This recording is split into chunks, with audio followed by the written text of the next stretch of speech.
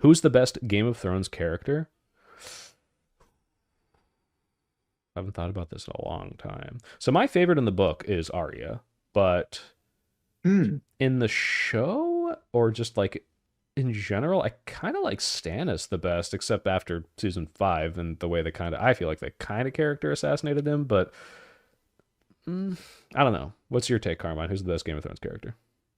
I love Littlefinger. I just love characters who aren't like super strong, but they're just super smart and they move the plot just by like moving pieces on the board. I love characters like that. Yeah. So Littlefinger. But I also love Robert Baratheon. I don't know, Huh? he's such like a frat boy douchebag.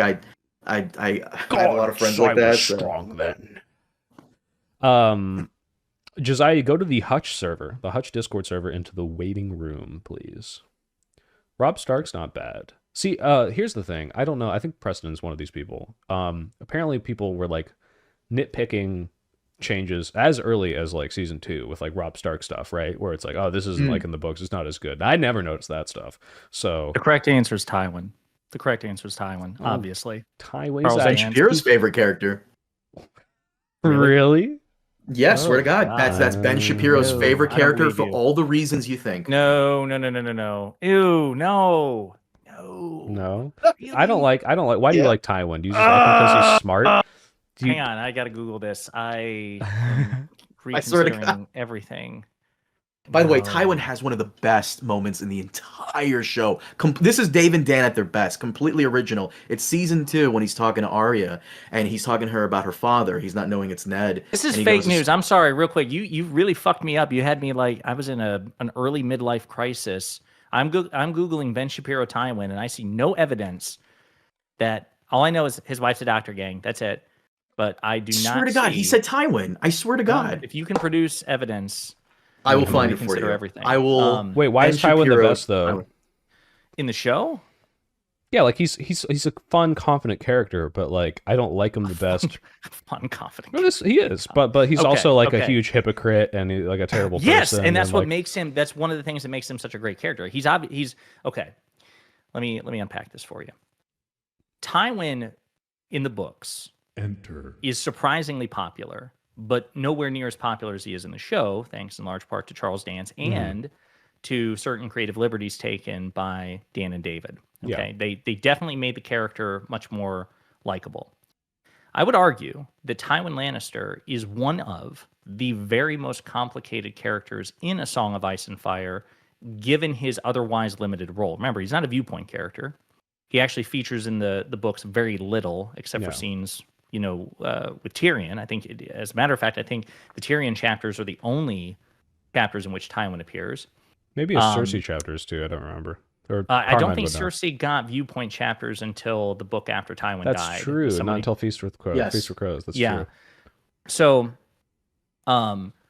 So when you read the books and you get a lot of Tywin's backstory from like Kevin Lannister, or you read the World of Ice and Fire compendium and stuff like that, and then you combine it with what we got in the TV show adaptation. So here's a guy born into privilege, but his house was on the decline because of his very weak but very affable father. So even though the Lannisters were still the wealthiest, house in the realm, they were almost the realm's laughing stock. Like they were treated at a level not commensurate with their wealth and privilege. So Tywin grows up with daddy issues. Like all of his kids have daddy issues, but he himself is a profoundly insecure person who has as much daddy issues as his own children. And a lot of people like gloss over that. They think that Tywin is this very embodiment of confidence. But the thing is, he is actually a profoundly insecure person. He has the great line in season 1 where when he's addressing Jaime, he's like, a lion doesn't concern himself with the opinion of the sheep. But if you actually read the books, and you even see it in the TV show, Tywin is obsessed with what the sheep think, right? That's why he does what he does. When Tyrion is kidnapped, he hates Tyrion. But why does he basically triggers the War of the Five Kings because he doesn't want the honor of the house affronted. You can't fuck with it. Tyrion's a Lannister. You can't fuck with the Lannisters. People are going to laugh at us. So he's still obsessed. He's still basically that little boy, still really upset and insecure with the fact that his father was laughed at. And he's simultaneously the most powerful person in the realm. And yet he's a beacon of insecurity. He is a beacon of hypocrisy, right? So he takes Tyrion to task for his whoring. but it's really more about the public display of it because Tywin himself was a whoremonger behind the scenes. He forces his children to marry for strategic value, but he himself married for love. And then when his wife died, he never remarried, even though it would have been strategically beneficial to House Lannister. Yeah. And he hoarded around. And so he's, yeah. And again, he hoarded around behind the scenes. And so, he's also obsessed with legacy. He's like one of the few characters who actually cares about something beyond just power. He cares about power, but for him, it's about how he will be remembered. And that's a fixation of his both in the show and in the books. The Ringer, the website The Ringer, had a really good write-up when they were heading into the final season of Game of Thrones. They had a list about the best Game of Thrones villains, and Tywin in the show came in number one, and they made a really compelling case that unlike the Night King or Cersei or others, Tywin, as a benefit of his privilege, is the only character who's like forward thinking about, how will I be remembered? And so he has a different motivation compared to a lot of other characters. And yet he is the person who sets his family up for total disaster because it's very much a house of cards, right? So they're the most powerful house as long as he's alive, but the second that he's taken out of commission, the whole thing fucking collapses. So there's so much dramatic irony there in how his legacy is one of, it's much more transient than Ned Stark's legacy, even though Tywin was a much more competent hand than Ned Stark ever was. Ned Stark's legacy is set to extend beyond him in a way that Tywin's isn't. Just an amazing, amazing character. And then when you get to the show, sold me. He is the best villain. I think I can agree with that for sure. 100%. And yet he's so good. He convinces so many fans that he's just like this cold, calculating utilitarian. He's not. Roose Bolton is much more of a genuinely cold, calculating utilitarian than Tywin ever is. Tywin presents that publicly, but he's just a seething, raging nexus of insecurity and rage. Like what he did to the King's Landing during the sack of King's Landing.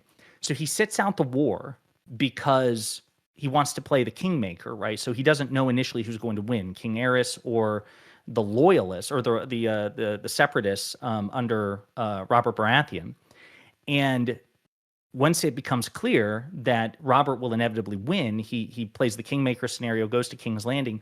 But what he does to King's Landing, he violently sacks and rapes the entire town. It's just pure wrath. Why? Because he's pissed off at Aerys, because Aerys humiliated him when he was Hand of the King, putting Jaime in the King's Guard, refusing to marry Cersei to Rhaegar Targaryen and all the shit. So like, he's very much this vindictive piece of shit who will simultaneously lecture Joffrey. Hey, Joffrey, when your enemies go to their knees, you have to offer them a hand and lift them up. Otherwise, no one will ever surrender to you. But he himself violated that rule with like the Reigns of Castamere, right? He just wiped those fucking houses out, didn't give them a chance to surrender. So I don't know. He's a terrible person and a terrible father, but a fascinating, intricate character, especially for the fact that he's not a main character. He's not. People talk about how complicated Cersei and Jaime and Tyrion are, but they're main characters, so you expect that sort of depth and dimension from them. Tywin is as deep and has as many dimensions, if not more, and he's a supporting character. I'm sold. You've upped my Tywin. My Tywin. Fucking love. Cold, Josiah. How the fuck are you not doing a Game of Thrones channel? Dude, listen. If I tried, so I have a Pondering Politics channel, and then I have Pondering Pop Culture, and I've done exactly one video on it. And I remember when Andor came out, I was gonna try to get in on the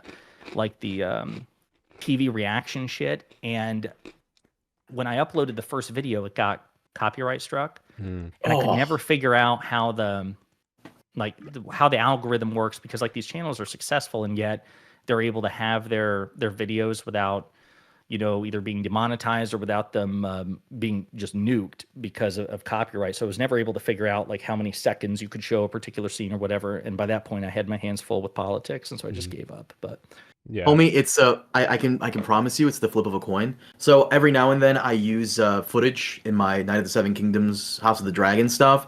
And some HBO is weird. Sometimes they will copyright claim it. Sometimes they won't.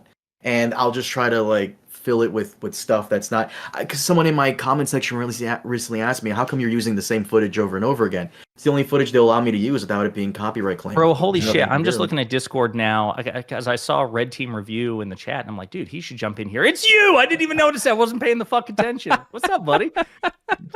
How Wait, long what? you've been in here for like 10 minutes, dude? You didn't know it was Carmine? Yeah, no, it was me. No, fuck because when I was watching your stream, I just see his little icon or whatever. Yeah, but It that's an doesn't show me what iconic the name is. icon, the hunter with the two Well, thumbs yes. up. Yeah, I Yeah, always yeah, recognize. I As soon as I guess. see that, I know it's Carmine. Also, Well, that's why I at have first I thought a it was Hutch, but then I heard who it was. I'm like, that's not dude. Hutch. My chat has been waiting 56 minutes for Hutch to fucking get on. All right, I don't know where he is. Anyway, I have a super chat from Decepticon, and he asks, "Do you agree with them removing Lady Stoneheart?" My personal opinion is, because this plot line is barely borne out in the books, I have no idea if it was a good idea to remove her. But if he didn't give notes on where the fuck that was going, then yeah, it probably was a good idea to remove her, because like, what are you supposed to do past where it ends in the books, which is like, all right, Brienne kind of just started encountering her, and like her motives aren't super clear yet, like what her end game is, or like how much of oh my god, why can't I remember her name? What's Ned's Catelyn. wife's? Catelyn, yeah. How much of Catelyn. Catelyn is still in her? Like, all of this stuff is yet to be answered, and like, it's just kind of done now until Winds of Winter comes out. I don't know if you should have included this in the show. Yeah, No, it's hard to say. The show Go ahead, had way I'm too sorry. many characters. It had way too many characters. The guy who interviewed George for Hollywood Reporter last month, he wrote a book, Fire Cannot Kill the Dragon, The Making of the Television Show, and he interviews all these people behind the scenes. One of the main problems they had with season 5 was they needed to start killing off characters because they had 23 named characters that they were jumping between multiple times.